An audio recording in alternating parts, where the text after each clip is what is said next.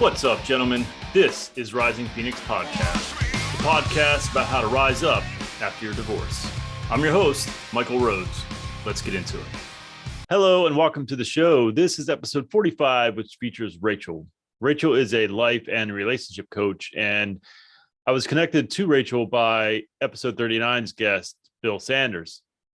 Rachel and I had a conversation, and what struck me as interesting about Rachel's story is she herself filed for divorce. And I really wanted to pick her brain. I wanted to understand her thought process, and in hopes that maybe it would help us understand the thought process of some of our exes. Now, the only caveat here is that Rachel didn't have children with this gentleman. So there's certain things that I think would have perhaps been different, should have been different if she did. So there may be some factors that don't quite apply to us, and there maybe having children would have made her think differently or behave or act differently. But at the end of the day, she made the same decision that most of our wives made, and that is to leave. And I think it's really valuable to get that view from the other side. I hope that this isn't triggering for you if you are just starting out in the process and your wife has recently left you. Perhaps now is not the time to listen to this episode. She is not mean or cruel in any of her words, but she is matter of fact, and it may set off some emotions and feelings within yourself. I didn't look at this as an opportunity to grill her or berate her. Again, as you heard in episode 42, I don't really take people to task. I ask her a lot of questions, but it was under the guise of curiosity rather than persecution. So I hope you dig this one. Here we go. Episode 45. Joining me today is Rachel. Rachel, let's just dive right into it. Why don't you tell us a little bit about yourself? Great. Thank you. Yes. My name is Rachel Coulomb. I am a certified life and relationship coach, and I focus on getting people unstuck in their lives with the goal of really getting people moving forward meaningfully. And yeah, so that's what I do day to day. Awesome. And you've gone through a divorce yourself, correct? I have, yes. In 2014, my divorce was finalized after 7 years of marriage, and it was a divorce I wanted. Okay, so let's hone in on that. Why did you want the divorce? If you don't mind. Yeah, not at all. So we had been married for a couple of years when I started feeling this just tension about who I was as a person and the tension of being in the situation that I was in. And it's not that he was a bad person or anything was wrong. It just, I didn't feel like I was living my life. I thought I was living in this weird universe where I was doing all the right things and I bought the house and we were trying to have a family, and it didn't fit. So you don't have children with him? I do not have children with him. I'm remarried and we do have a young son. Okay.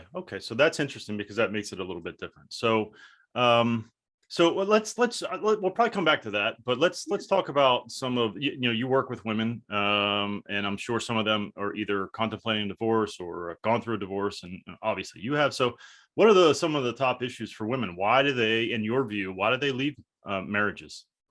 Yeah, so I work with women and men, and there is a variety of reasons why people leave, as you know, but usually the top three things that come through in the work that we do is their lack of identity, both sides, like who am I, what am I doing, why am I here? That really starts to come through and come up in question.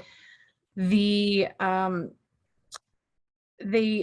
compare their lives. Comparison is a very big factor in compared to everybody else, what I thought it was going to be. Sure. So that really comes in.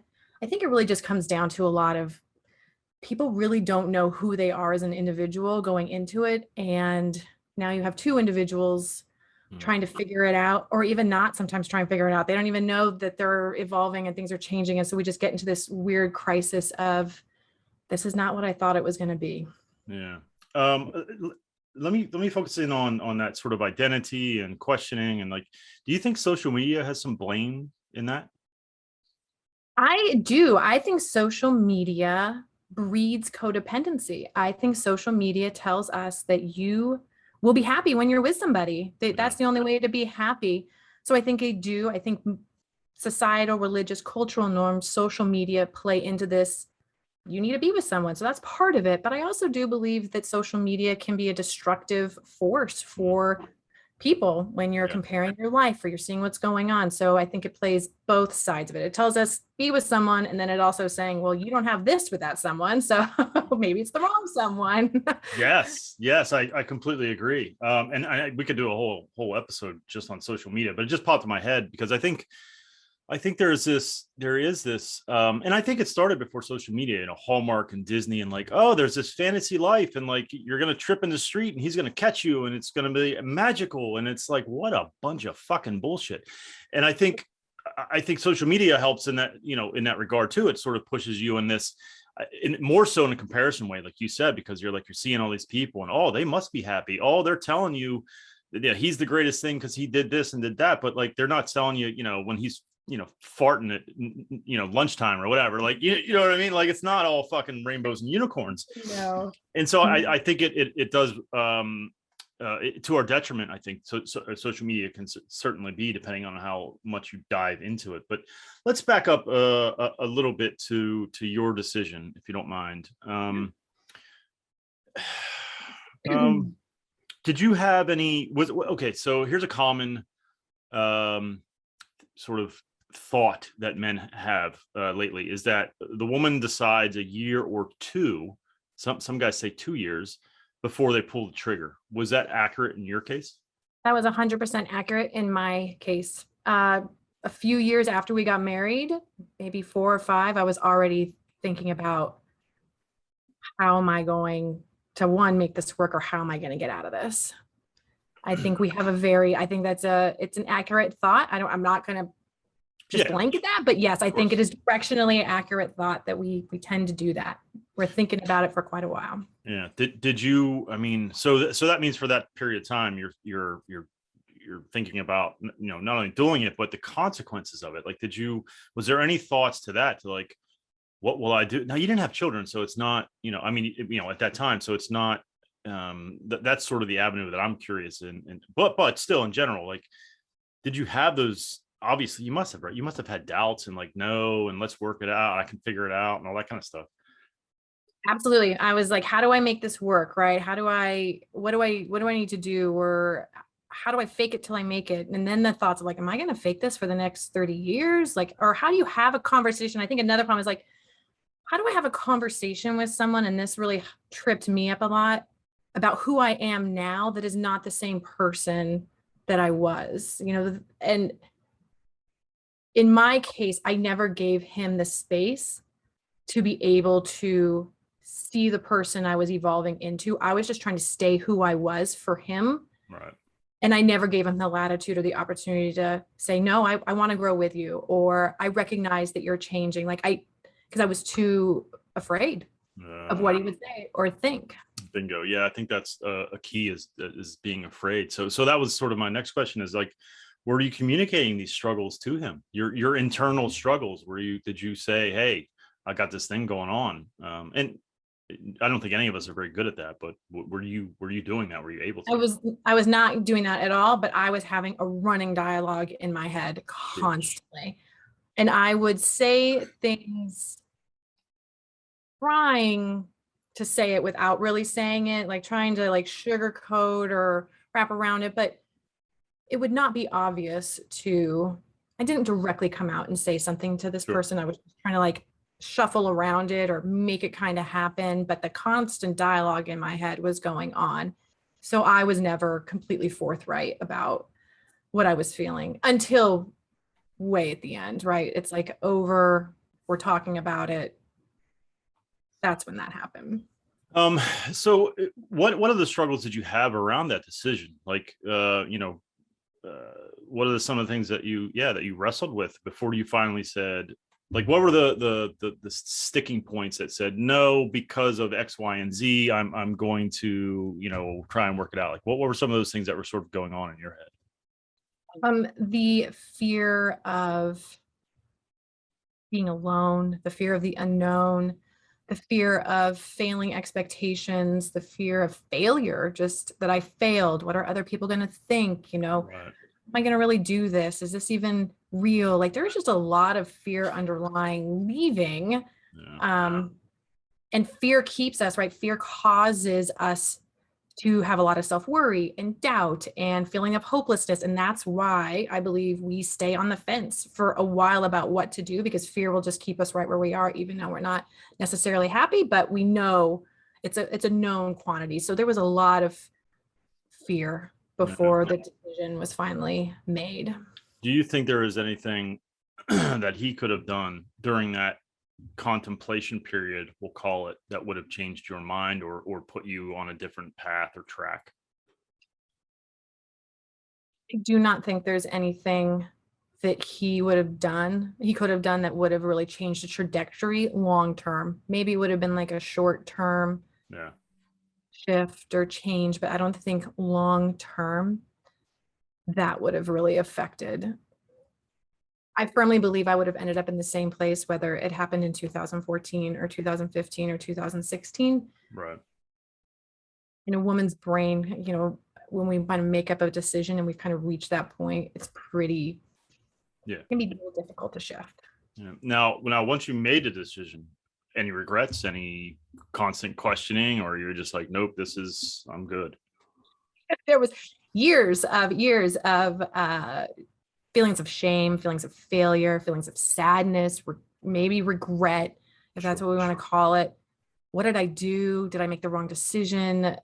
I spent years spiraling on the inside. On the outside, you would have said, oh no, this is great. I relocated to the East Coast. My career was flying high. Like, I was living the life. So you would have thought, but inside I was hollow and sad, and spent quite some time making destructive decisions, even after my divorce, trying to find some semblance of something. I was hanging on to nothing. So that was a big struggle. Have you ever spoken to him about that? Have you ever said, I'm sorry? Not that you need to, I'm just curious.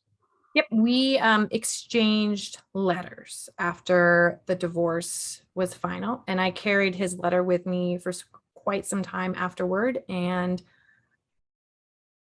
yeah, that was it was tough. We have not spoken in a number of years, so I have no idea what's going on with his life, where he is, what's happening. But yes, we did exchange letters, but we never talked.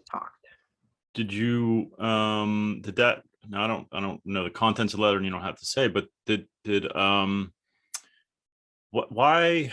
Man, there's so many questions there. So what did it mean to you, I guess, to get that? Like, did it add more confusion to your mind, or was it just like a closure thing?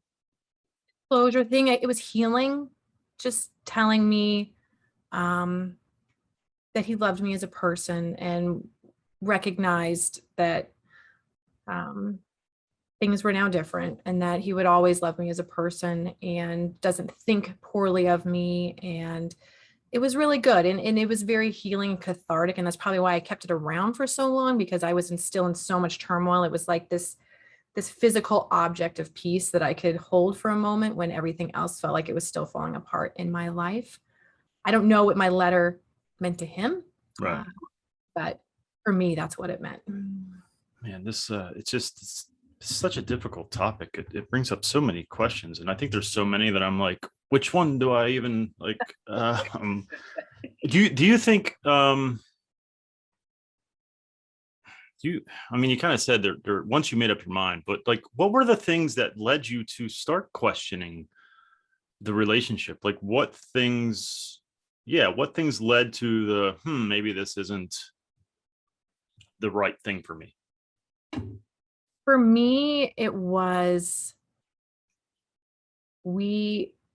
I was like an achiever. So I'm a goer, a mover, a shaker. I'm going to make things happen. So when it came to buying a house, I'm the one that made it happen. When it came to career moves, I'm the one. And he was an incredible support, always there 100%, which to a lot of people, like, that's all you need. But what I wanted was someone with drive and ambition, who was equally as tenacious and and I think I latched onto that and like, oh, this really bothers me about him. But although it is a beautiful thing that this person is doing and the support and like, and then that causes tension, right? You're like, well, I should like this. Like this should Right. be enough for me. Right. And should is a very dangerous word in coaching.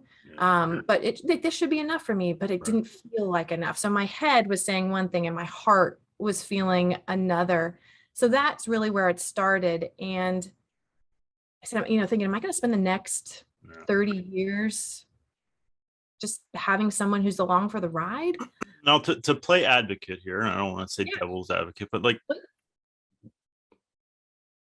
this doesn't, it's not accusatory, but like why didn't you pick up on that sooner? Like why, like his lack of drive, and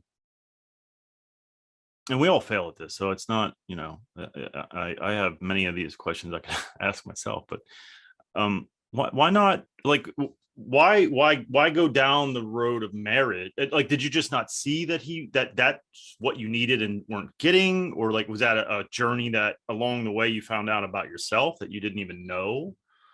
I would love to say I was totally blind to it, be like, oh yeah, I had no idea. No, I definitely, if I was to look back, yeah, there was absolutely those moments in our relationship from the very beginning where that was a thing.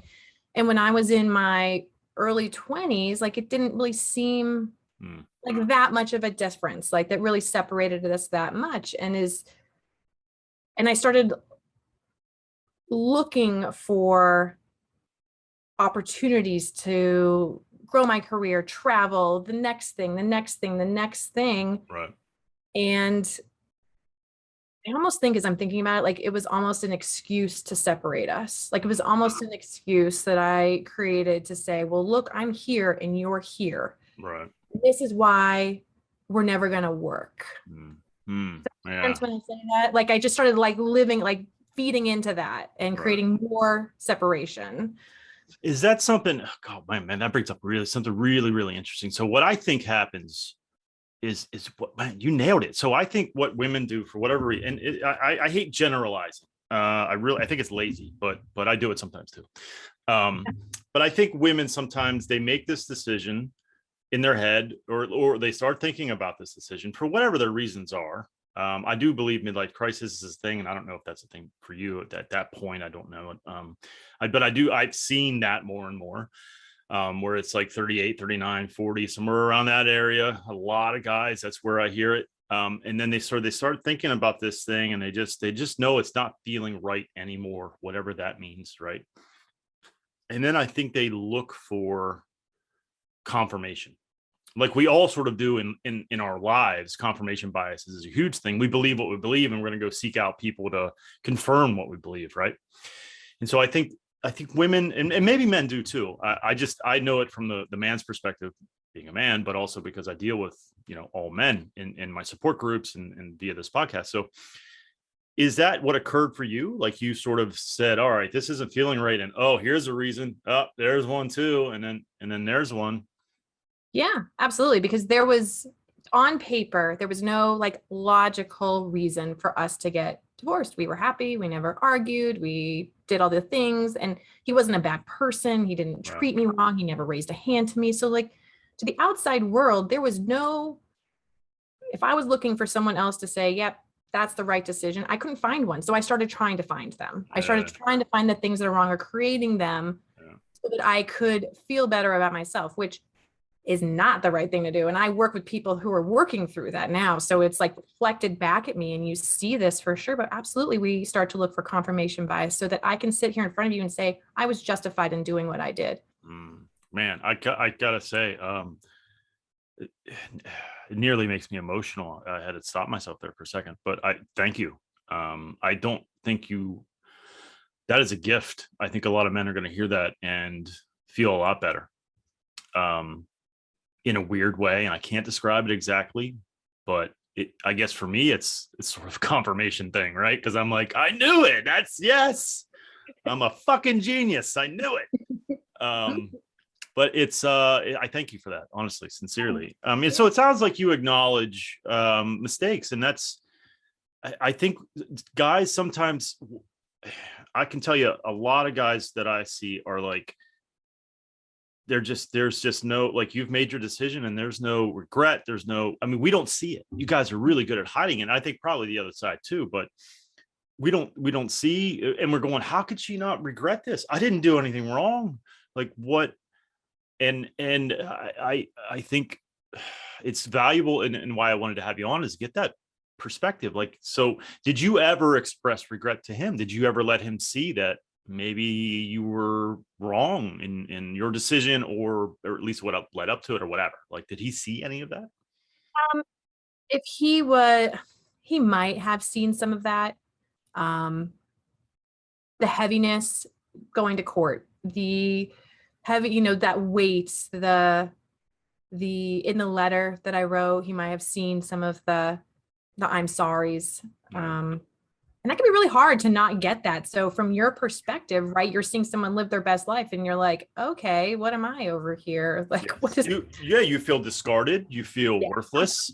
It's not that just they left, they said, you know what, let's end this, you're not for me or whatever, but it's also like, it doesn't seem like it affects them. They're just walking away and they're living their best life. You're like, fuck, it kills obviously your identity is murdered, right? But then your self-worth is just like, it plummets. I think, cheating and all that kind of stuff, obviously that's a little bit worse, but I don't even know if it's different. I shouldn't say it's worse. It's at least that way there's some kind of you sort of understand it in some kind of way, or like there's a reason, like, oh, it was another guy, which sucks for you still, but like with no real cheating, no real like other dude, like it seems like there's no fucking answer, and then thus no closure, right? Or at least seemingly. And I think that's something that I have struggled with, is closure. And I think there's this really great quote in John Kim's book. John didn't write it, he just put it in the book, and I'm paraphrasing, I'll probably butcher it, but essentially closure begins when you stop thinking about how it could have gone and start focusing on where you're going, which is easier said than done. But man, there's so much of this. I really have to thank you for doing this. It's enlightening. And I'm trying to, like, my brain's spinning 1,000 miles an hour. I'm trying to figure out some of the other things that guys struggle with during this. But let's talk about maybe some of the things that you're seeing that are occurring in relationships now with clients that could prevent this type of thing from occurring. Like, what can men, obviously is my audience, but perhaps just in general, what can people do to make sure that it never even gets to the point, and maybe you can't, maybe that's the answer, but where you don't start having those wandering thoughts of like, maybe this isn't for me. Yeah. Or, the saying, the grass is greener on the other side, right? The grass is green where you water it. And True. Very true. I think one thing that we don't really know how to do well is be our own person and be who we are, just living perfect, like just living who I am, where I am right now. Like, we always think, and like having a firm sense of identity and letting go of the inner critics that are in their head, which is part of that healing. Like those feelings, like you mentioned, like, I'm not enough, I wasn't good enough, I didn't do the right thing, like that on replay in your head, like that's where the healing actually starts, right? That's where we start making, and like, how do we do that together? How do I show up as a whole person in alignment with who I am right here, right now? Because I firmly believe that we are all capable of giving each other what we need. I firmly believe that. And and the people I work with, well, he doesn't do this, or I work with men too, or, I've tried and we're doing these things and she doesn't seem to even think that there's a problem. Like, that could be a very difficult place to be in. So when you're in that place, but how do I can't control them, right? I cannot control what my partner, I can't control anybody. I only have 100% control over myself. So how do I live in authenticity, in alignment with myself right now, even in this relationship, even where it is not perfect? Because I think when we start to do that, when we bring our energy levels up, when we start to live the way that is meaningful for us, we can do that. But where we struggle is like, how am I going to show up to this person in this different way than what they knew when they met me a couple of years ago? Does that make sense? Like, Yeah. we create this awkward, and we create these patterns and routines that just don't work. And we have rules in our brains that we've had forever and beliefs that are limiting us. And we got to rewrite those rules. We got to get rid of those limiting beliefs. We got to get rid of that critic in our head so that we can actually start showing up, because we're not even showing up for ourselves. Yeah, true. Very true. In terms of differences between your clients, men and women, what are you seeing more commonly for men versus women? Is it similar stuff, or are there some major differences? I see a lot more from men on my best friend, the love of my life, which you would think you would see from women a lot Yeah. more. From women, I see a lot more of, he lied, he cheated. Like, they're almost holding on to the thing, and the men are holding on to like the relationship, the love. Does that make sense? Like, it seems Yeah. like they're coming from more of a heart space sometimes, the men, and the women are coming more from like a head space of like logical, like, well, they didn't do this and they're not doing this, and Yeah. that space. I don't know if that makes sense. I would love to reflect that back to you and feel like, where do you feel like if you were sitting in front of me, you'd be coming from? Well, I definitely think there is this maybe it's a shift. I don't know culturally, but I would say that it seems like men are definitely more like romantic and loving and like, family oriented, and like, you're breaking up the family, and but I love you, and the women are just more, I would say, I don't want to say calculated because that sounds ruthless or whatever, but it's just more of a, almost like a business decision. Well, I'm sorry, but just isn't working for me anymore, and I'm gonna move on.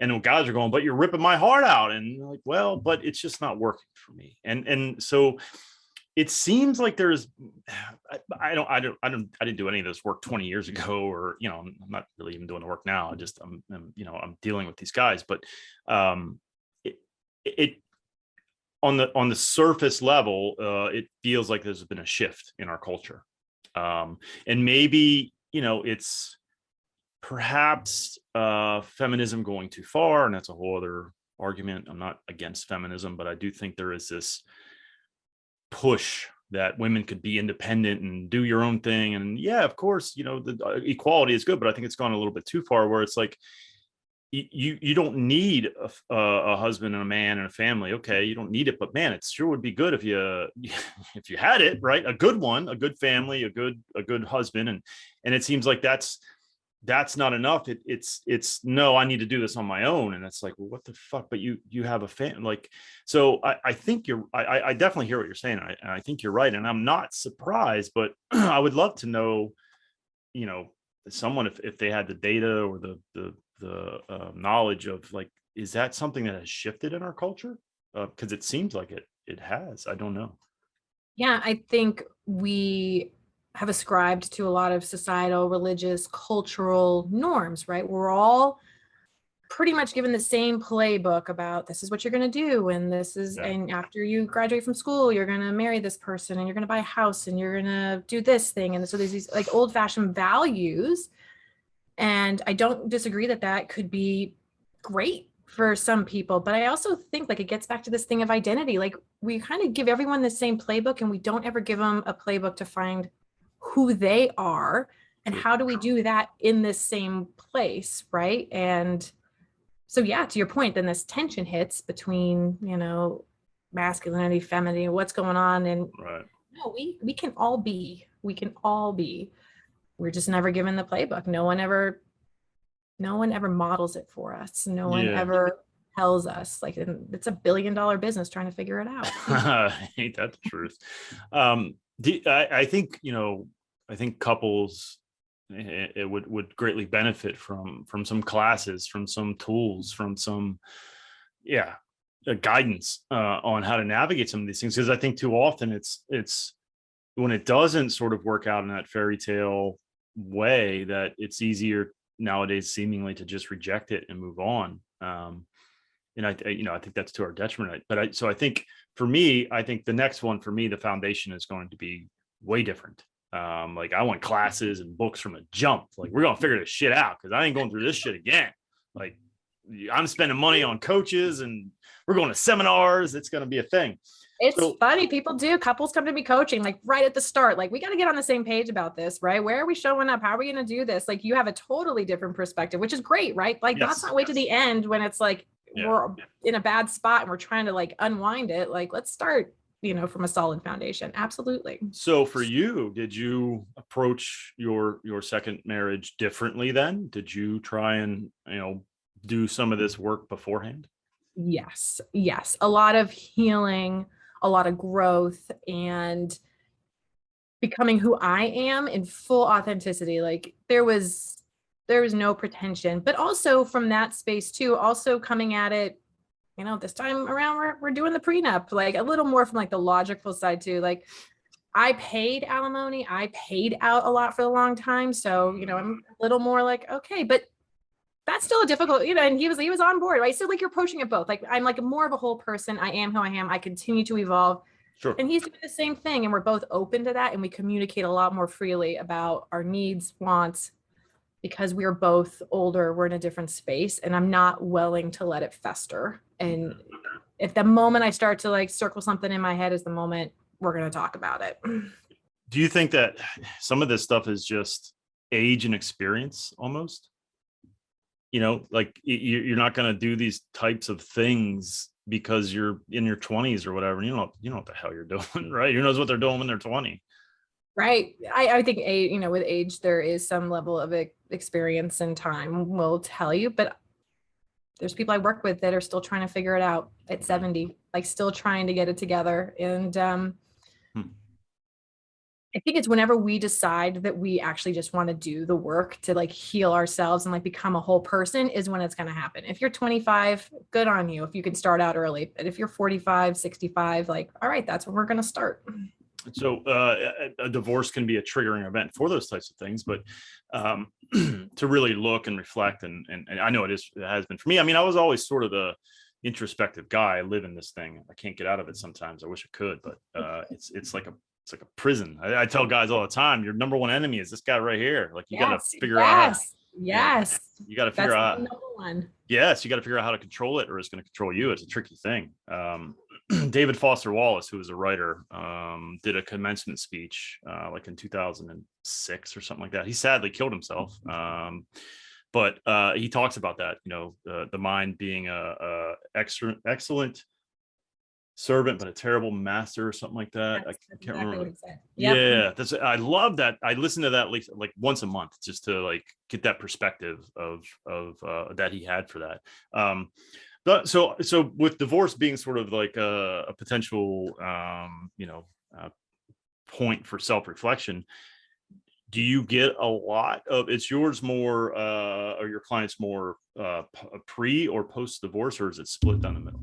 When I initially started, it was post-divorce women, and the themes were all the same. They're just, people are stuck. And you're right, divorce is like the catalyst, but like they were stuck before the divorce too. Like the divorce we think that's going to be the automatic fix, right? And in some ways, not having like the constant arguing or the tension or even the silence does provide some relief. So, but we think that's going to be the fix, but like, no.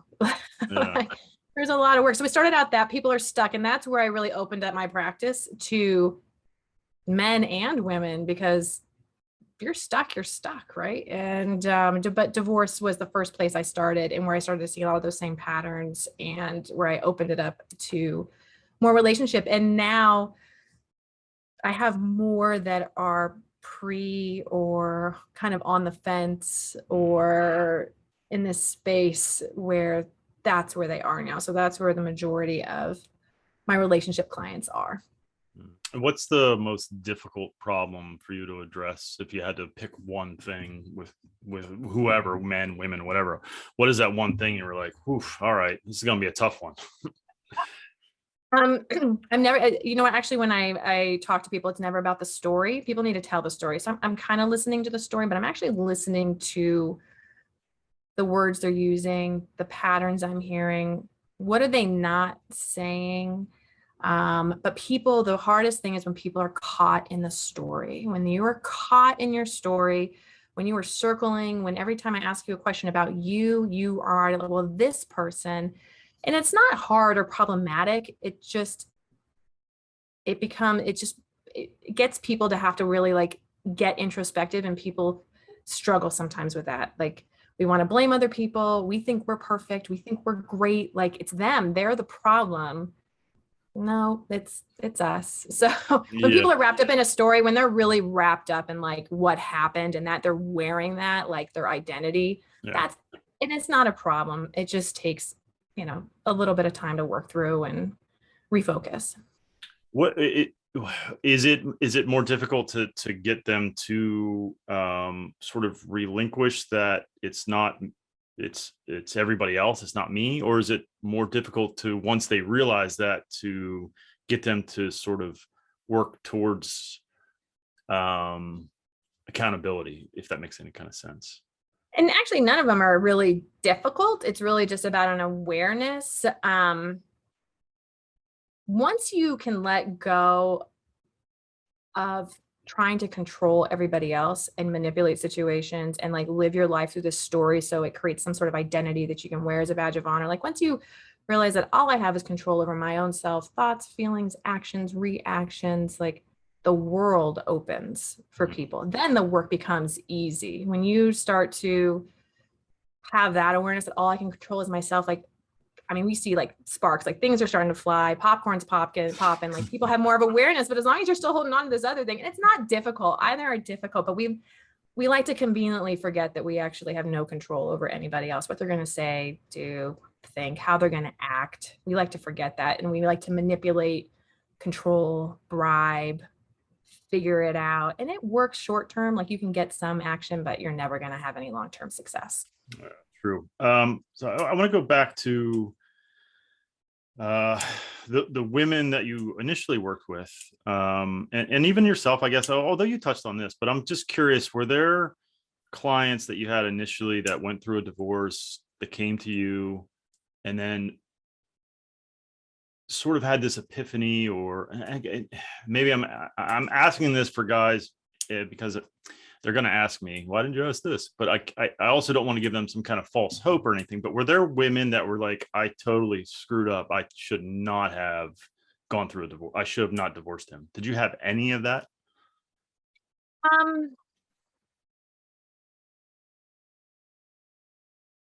No, Yeah. It's I don't. difficult I'm trying to to think, sorry. yeah, no, I guess it's difficult to I think you kind of said it, but I was wondering, because it's not, I mean, you had said it's once women, and maybe it's true for both genders, but once they make that decision. But I was curious if like there was during sort of self-discovery where they realized, oh shit, it wasn't him alone, or maybe at all, perhaps, or whatever, and it was all me, or at least I had a hand in it, a good hand in, a large percentage. My view, of course, is 50-50, but, and then they were like, based on this sort of reflection and work, like, oh shit, I fucked up. But it doesn't seem like that's what had occurred. There's awareness and ahas about where they definitely did things that maybe they're like, okay, I see where I had or where it would have the fairness and like what I could have done differently. But to my knowledge, no one's ever come back and said, we got back together, we figured it out. And I haven't seen that yet, some awareness, but yeah, no, nothing to like what you're speaking about. Yeah. I mean, I would not think, I don't know, I thought it was possible, and I'm sure it is, but I know there are guys that just hold on to this hope. And for me, I almost feel like that's, and I get it, I understand it, I almost feel like it's toxic though, that hope, because if someone has made that decision, I don't know why you would. I mean, there's a part of me that misses my ex sometimes. And I say all the time, like, I miss who she was. I don't miss her, right? Or who she is now, right? I don't even know who that person is, let alone miss her. I don't know who she is. Doesn't make sense to me. But I think there's these guys that sort of had this hope that they'll see the light and then they'll come back. And I think that's I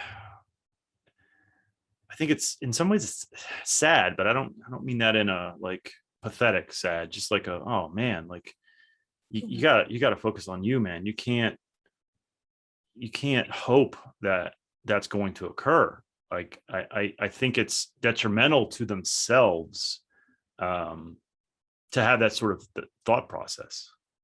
Yeah, I agree with you on that. I agree that any sort of like hope or anticipation or waiting is really just delaying our own reflection, because then they don't have to actually sit in it. And that's the hard, like women too, like you kind of have to sit in it, and it's not fun, right? It's not fun to sit in it and feel the feelings and do the thing. And I agree with you. I think it can be very limiting in what your opportunity is to who you can be now and what's next for you and how are we looking forward, instead just holding out for them to come back is unfortunate. I agree, and it's one of those things where I want to say that, and how do I say that? And so that leads me sort of to there's two things I have left, and one of them I had a discussion with. You know who Sean Whalen is?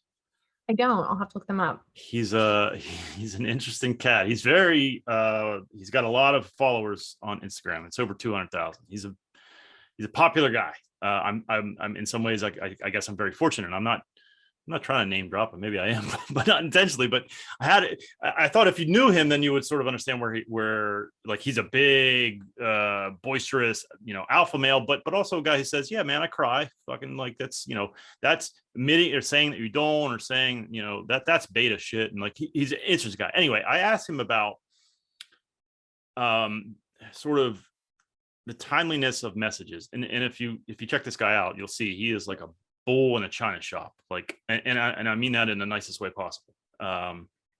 He is just full throttle all the time. So I don't agree with some of what he says, but I'm also not stupid enough to charge a bull. Like that's not very smart. So I tried to sort of disagree with him by question, and my question was, don't you think that he's a guy who said at one point after his divorce he had a gun in his mouth.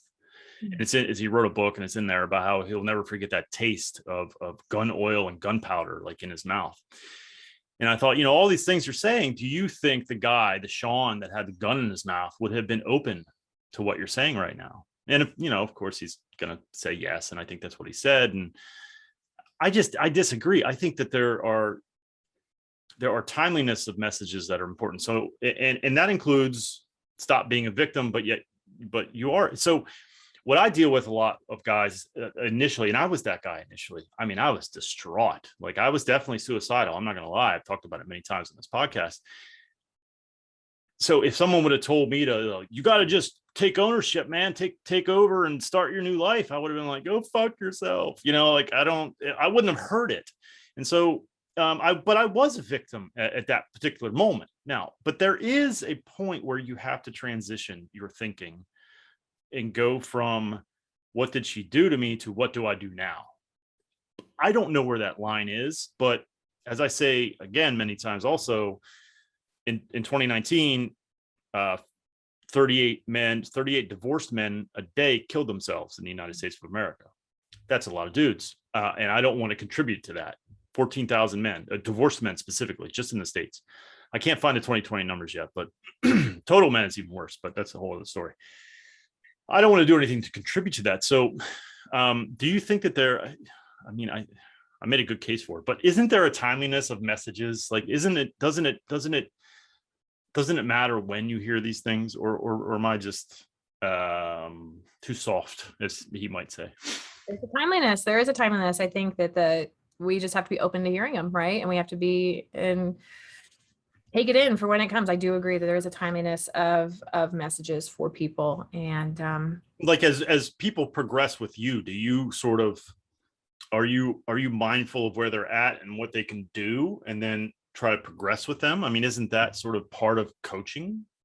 Yeah, that is coaching. I meet them where they are. And this coaching is not about what I want for them. It's about what they want from them. And sometimes it's going from being sad and feeling hopeless to feeling angry And that is progress, right? That is all it is. It's not about getting you from 0 to 150, but it's about meeting you where you are and getting you moving forward. So I agree. That's thank you. Thank you for confirming. He was never going to agree with me, and I wasn't going to try, quite frankly. And you'll see if you check him out. But so the last thing that I ask everybody, including Mr. Whalen, including everyone, I've had financial advisors. I'm like, all right, this is the question. Yeah. A man who has just been left, or just got papers, or just got told I'm out, or you get out, or I have a new man and the marriage is over. What are some words of wisdom you would impart to him to help him get through this? Yeah, this is a good question. My recommendation would be to not rush to try to fix or take hold of the situation to control it. My recommendation to anyone would be to take a moment, and that moment can be a day, an hour, week. It's not happening tomorrow. The divorce papers aren't happening tomorrow.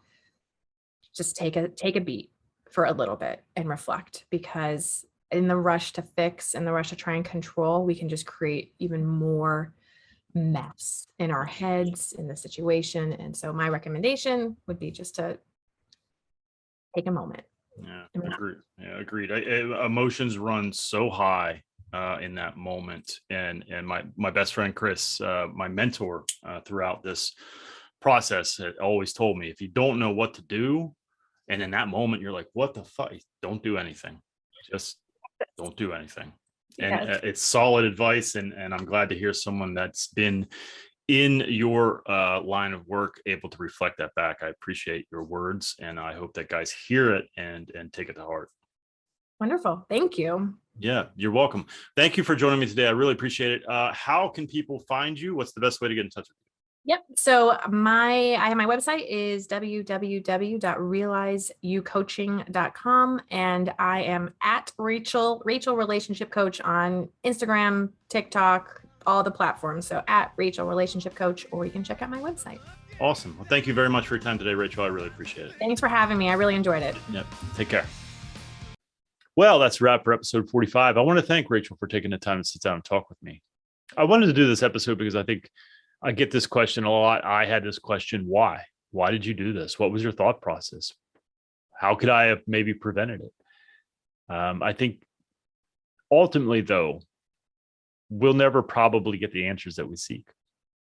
While Rachel was very open and honest, I believe, that doesn't translate into meaning that your ex thought these exact same thoughts. They could, and that's why I did it, but you'll never probably really know. I'll never really know. And so I hope this episode doesn't set you back or throw you for any loopholes. That was not my point and purpose. I just know that there is a curiosity as to why there are so many women walking away from their marriages. And hopefully this episode gives us a little bit of insight. But at the end of the day, it doesn't really matter why they walked away. There's nothing we can do about that. The only thing we have to do now is to figure out how to move forward. And I am building a community of men to do just that.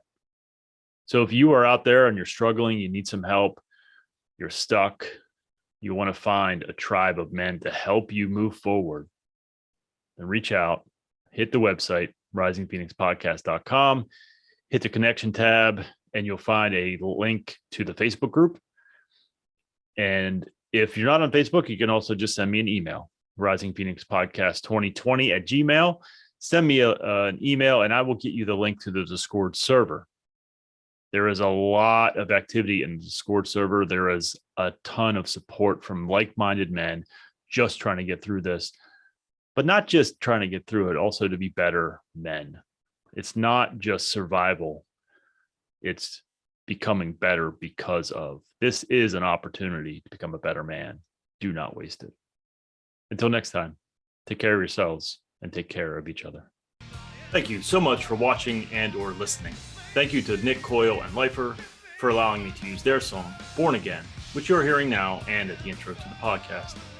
Thank you to Justin Dulahanty and all of my brothers at the Alpha Code. Please visit the website, risingphoenixpodcast.com, to connect with me and other like-minded men who are looking to thrive and grow after their divorce. And remember to surround yourself with people who add value to your life, who challenge you to be greater than you were yesterday, who sprinkle magic into your existence like you do to theirs. Life is not meant to be done alone. Find your tribe. Take care.